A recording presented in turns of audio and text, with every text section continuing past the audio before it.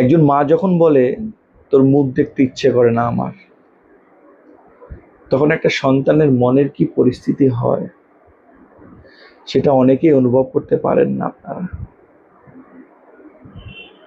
আচ্ছা বলুন তো, সব সন্তানই কি একই রকম হয়? সবার ক্ষমতা কি এক?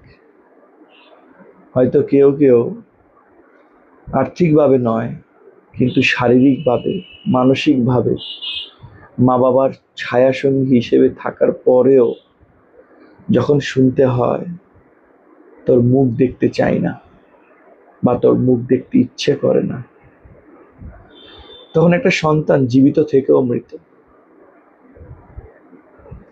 তার জীবনের সবকিছু এলোমেলো হয়ে যায়, তার ভিতরে যুদ্ধ শুরু হয়, সেই যুদ্ধ হয়তো কাউকে বলতে পারে না। এরকম অনেক মা বাবাই আছে, ছেলে মেয়েদের ভালোবাসা পাওয়ার জন্য ব্যাকুল হয়ে যায়, কিন্তু তারা তা পায় না।